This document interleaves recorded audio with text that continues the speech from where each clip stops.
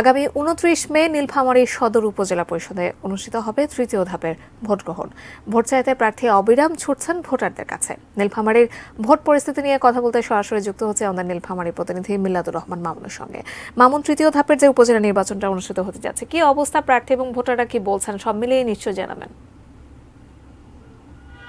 ধন্যবাদ জাকিয়া। আপনাকে শুরুতেই বলে রাখি যে আসলে ৬টি উপজেলা নিয়ে আমাদের এই উত্তরের জেলা নীলফামারী গঠিত। এর মধ্যে প্রথম এবং দ্বিতীয় ধাপে কিন্তু ৫টি উপজেলার ভোট গ্রহণ সম্পন্ন হয়েছে এবং আগামী ২৯শে মে নীলফামারী সদর উপজেলার ভোট গ্রহণ অনুষ্ঠিত হবে। তো আসলে এই সদর উপজেলা, আপনি খুব স্বাভাবিকভাবে এই সদর উপজেলা কিন্তু গুরুত্বপূর্ণ এবং এই সদর উপজেলায় এখন পর্যন্ত মোট ১৩ জন, অর্থাৎ চেয়ারম্যান পদে ৪ জন, ভাইস চেয়ারম্যান পদে ৫ জন এবং নারী ভাইস চেয়ারম্যান পদে ৫ জন, এই ১৩ জন প্রার্থী প্রতিদ্বন্দ্বিতা করছেন।